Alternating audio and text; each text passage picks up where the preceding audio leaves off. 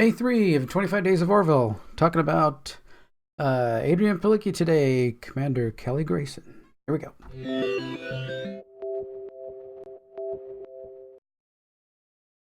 Yeah, so today we're on day 3. It is December 3rd, the 25 days of the Orville, leading up to Christmas. Like I've said before, I wish it were leading up to the premiere, but we got to do something.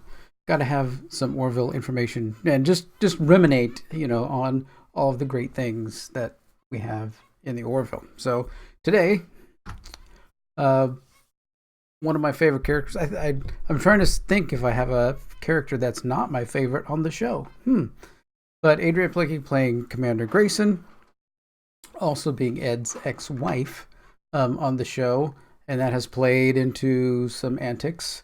But she's done quite a bit if we look back at things that she has done. Of course, she is on the Orville right now. Some of the things that I note where she's been is John Wick. I'm a huge fan of the John Wick series. So she was on that. If we keep going back here, she was on Smallville, which I watched pretty much all Smallville.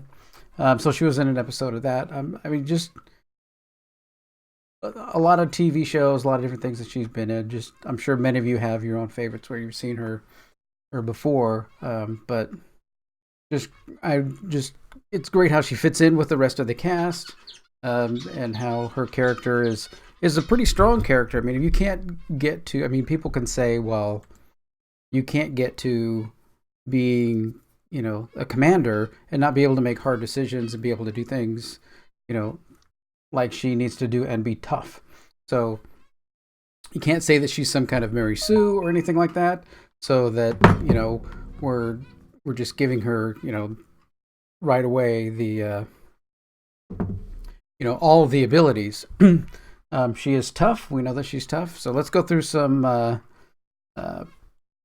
pictures here that I captured. Oh, there's one of the images from John Wick. That's how she's definitely tough. Gets all bloodied and takes people out. Well, we get introduced to her character initially in the series, finding her with Drulio, and that starts the whole divorce proceeding and everything in the very first episode. Then she has to come on the ship later and have the big, huge conflict with Ed about, we're here, I'm here, you're not happy about it, and can we be professional and get along? And they find their way, even though we have some awkward moments and some awkward shots like this that just provide the helpful comedy undertones in the show. And I'm sure she is just over there watching him manspreading. That's, obviously. But we do get some, like I said in the Ed Mercer video, that we do get some of the insight into how their relationship was, that it was pretty good. They did have some fun, and it wasn't just all nastiness. We know that she's tough. This episode was If the Star Should Appear, and she gets captured by the bad guys and gets beaten up pretty bad, and she can take it. She's not a traitor. She's a commander. She's got her rank for a reason and stuff. So she always has to continually confront Ed on different things, and there's a part where Ed finds out that she's the one that helped him get the command, and they have to deal with that he's not able to be, he doesn't feel like he has command on his own and stuff. She keeps trying to reassure him that no, you can do this and everything else. And it really gives to there's the toughness of the character, which I really like, but there's also kind of a extremely caring, nurturing part of her character that really adds to the depth of who she plays. Okay, then Cupid's dagger, we have that all the crazy antics that go on with this episode about Drulio back again, causing all kinds of problems. And they get a little bit more to the fun side of their characters. And then there's a part where after that, of course, Kelly and Ed think that, well, maybe we can get back together. Maybe we can try something, have a date. And then we end up with the episode Mad Idolatry, where, of course, Kelly, with her caring, kind of nurturing side, helps a girl that fell and now then she's become this idol that all the people on the planet worship, and all the stuff that goes on with that, and they have to decide. And Kelly really decides this is her coming up to tell Ed, this is not going to work. We can't have a relationship on this here while we're both serving together. It's just not going to work, right? So then we get some more toughness in All the World's a Birthday Cake.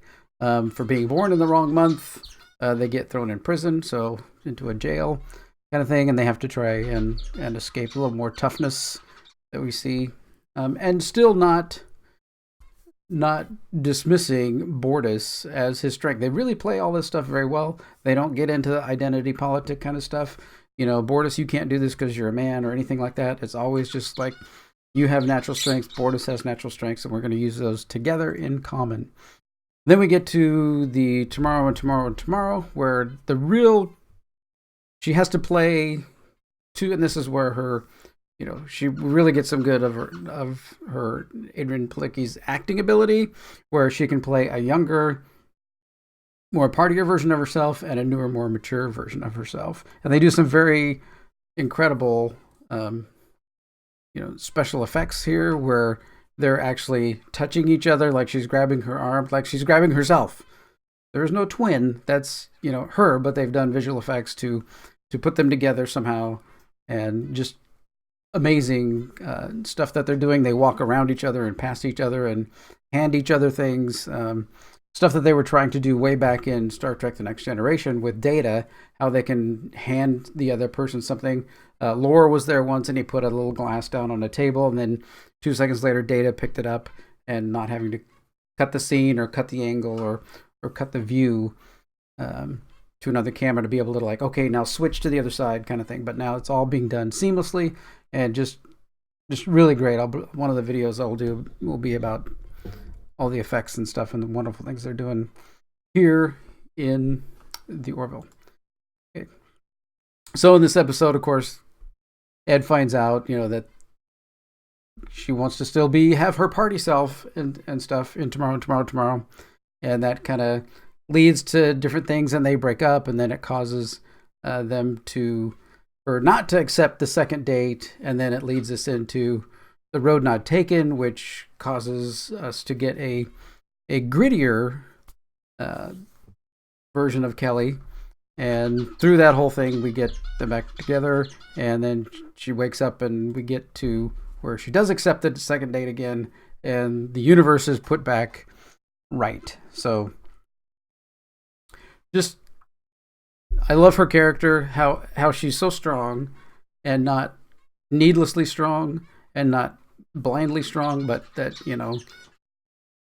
she has her strengths, and she has her softer, more caring, nurturing side, and all that stuff just combine together and make for a wonderful, interesting character, because that's what we really want. We want interesting characters that maybe have some flaws and some faults, and have some things that are, that are strong, that we can like and get behind and cheer them on, right, while they're on screen. And Adrian Palicki does a great job portraying Kelly Grayson. Okay, well, that's day 3. I'm updating my little schedule. I'll probably post that on my website at some point for where I am. But day 3 today. Tomorrow will be Penny Johnson-Gerald, Dr. Claire Finn, and be sure to tune back for that. For day 3, that will be day 4 tomorrow of 25 Days of the Orville. All right. Well, thanks for watching this one. Take care.